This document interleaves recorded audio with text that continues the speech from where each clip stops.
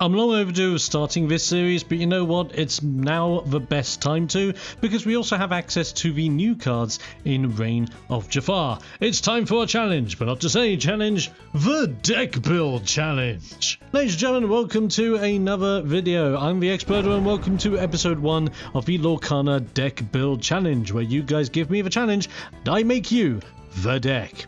Happy times. So how the challenge is going to work out is that I basically look towards you guys on my socials, be them either on Discord or Blue Sky or even my TikTok. By all means, all the links to all of them are down in my description if you want to participate in the deck build challenge in any way, as well as the comment section of this video. And the only thing that I ask is that you give me the requirements that you want for your deck, and that the deck that you want to run is legal in core constructed formats. Now, the reason why I'm asking for core constructed format lists at the moment is simply because I'm starting to do the deck build challenge as of the release of set 8, the Reign of Jafar.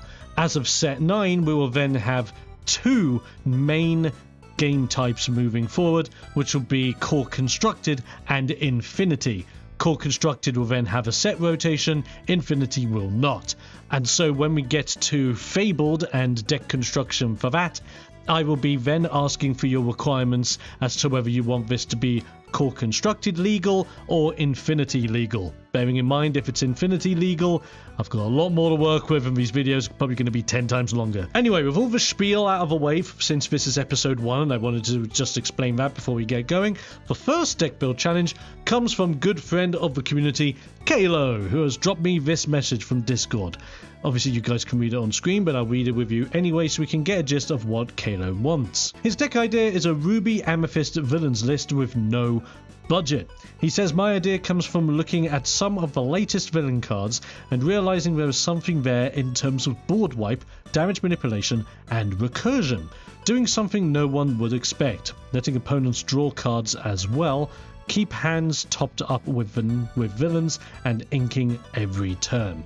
And he also has a list of cards that he'd like to be used, so let's begin deck construction with those cards first. Okay, so with that in mind, we want Amethyst and Ruby, and the cards he wants us to start with, he wants us to start with Retrosphere, which is an interesting one, Library, which is, in my opinion, one of the best locations in the game, Show Me More, which is each player draws 3 cards. Interesting card to add in, I will say that. Hades Strong Arm, which is this one that you pay 3, banish one of your characters, banish chosen opposing character. The Fast Talker, which is when you pay this character, deal 2 damage to another chosen character of yours to banish chosen character who costs 3 or less. We then want to play with Yzma. Interesting, I do like Yzma. A Transformed Kitten, which is the new one from Arcasia's Island, which is when this character is banished. If you have more characters in your hand than each of your opponents, you may return this card to your hand, which is interesting. And also play Yzma Scary Beyond All Reason, which is the Shift 4 Yzma with when you play this character, shuffle another character back into that player's deck and that player draws some cards. Interesting, those were our required starting lines here. And looking at these cards already, I'm already going to put Library up to 4, because that's going to be a much needed thing. Retrosphere, you pay 2, banish, return chosen character, item or location with cost 3 or less to the player's hand. It's interesting. It is interesting, but we've got some tech there. I might not put too many of these in. I may run it at 2, just as an extra 1 drop. Show Me More's quirky, giving each player 3 cards, and there's something we can do with this, but again, I think we'll keep it at 2 for now.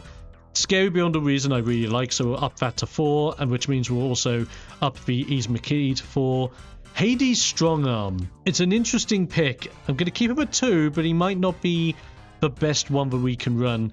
And then Hades Fast Talker, I reckon we can build the deck mainly around him and his tech, so we'll start with him. Now, with a deck like this, we may not be looking at Be Prepared, but I will try to at least sneak in 1 if I can. So, we want to be able to deal damage to our characters and manipulate them onto others. First things first, let's have a look at... No, it wasn't Pain, it was the other one. Panic! The High-Strung Imp, 4 cost, 2/3, quest for 2, move 2 damage counters from chosen character to chosen opposing character. Very handy, and that covers us on our 4-drop and gives us more Inkables. On top of that, we can't consider doing a deck like this without at least Big Bell. The Shift 3 removes 3 damage, that will help us out even more. It is an additional 5, but we can warrant doing that, potentially. Maybe. I'm risking it. Because we're also dealing with damage, let's have a look at other things that we can do here involving damage. Card Soldiers would be a fantastic 1-drop. Card Soldier's Spear as another brilliant 1-drop, because if we're going to be having damage and then manipulating damage, that could be a nice combo tech right there. And that basically sorts out our 1-drop line. I'll probably up Retro Sphere to 3, just so that we have that all ready to go. Mystical Rose is an idea, Rose Lantern is an idea, but I don't quite like it as much. Maybe we run 1 Devil's Eye Diamond just in case we get the damage off, and maybe 1 Ratigan's Party in case we do have a damaged character, move them into the location, and we can do some things with that. Or we go a little bit nuts. Hear me out. We do run Ratigan's Party, but as a result of that, we also run Speedway, but only 2 copies of Speedway and 2 copies of that. I think that means we'll move Retrosphere down to 2. And we've got 2 starting lines and 2 Ratigan's Parties.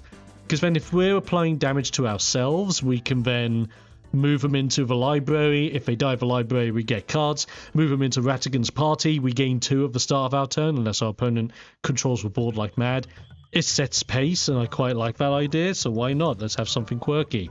More quirky stuff, please. I like me and my quirks.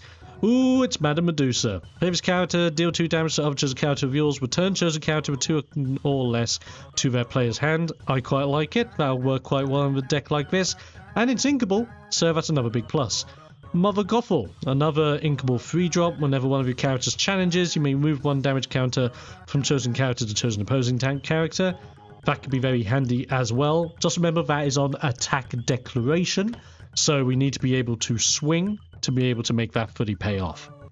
I'm looking at 2s. I think at the moment we don't have a lot of 2s. Go the Distance is a fantastic one for card draw, so we'll definitely consider running that.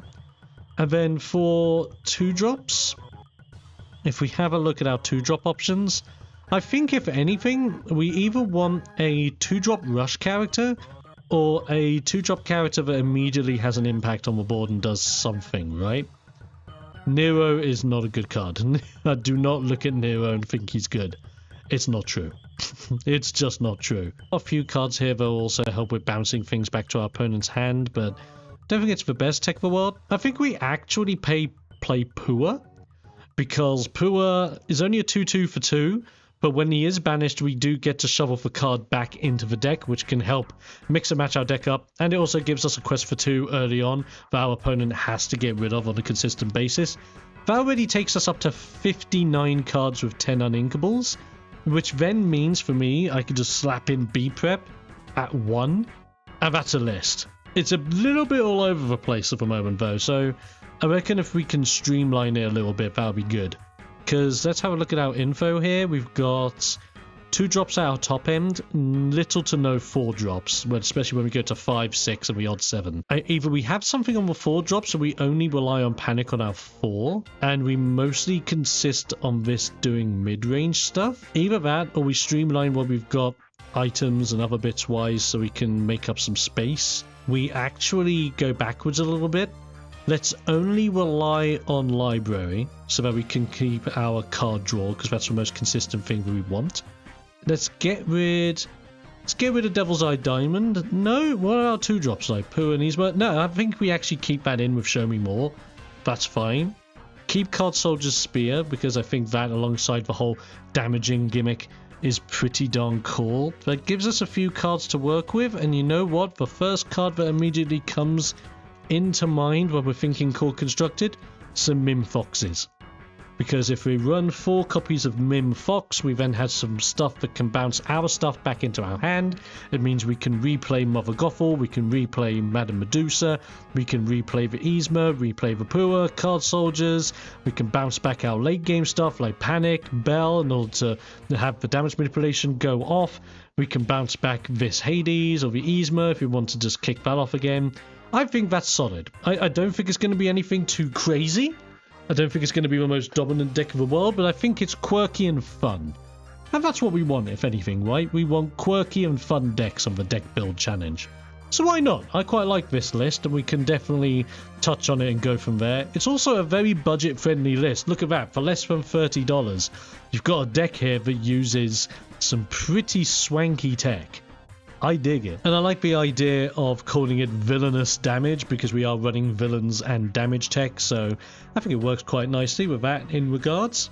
And I'm going to update the description later on with basically what Kalo's requirements were, and update this with the YouTube URL later on, so that when you check this out, you'll be able to see this on Dreamborn itself. Haha, fun times. And there we have it, our very first deck for the deck build challenge that we call Villainous Damage. I hope you enjoy Kalo, and let me know your thoughts about the deck in the comments, as well as over on Blue Sky, my Discord, and all that fun jazz. If you want to participate in the deck build challenge in future, let me know down in the comments or on my socials, and remember to give me any rules and regulations for your decks. Make sure they are 2 ink colors only, and make sure that they are viable for core constructed as of set 8. Once things change over to Fabled, I will do an update video to let you know when you can apply for the deck build challenge for that one, and I'll probably make up an actual email address for that as well, so that if you want to email your lists, we can sort it out that way also, and I can email you the video for when it goes live, and all that jazz. We'll sort that out in the future. At the moment, this is how we're doing it. Comment on the video, hit me up on my socials. While you're down there, consider subscribing, liking the video, sharing it with your friends, so that they can also get involved with the deck build challenge in the future, and I'll be seeing you guys for another deck to build and another challenge to undertake. Until then, stay safe, stay awesome, but most importantly, stay explosive, and I'll be seeing you guys next time.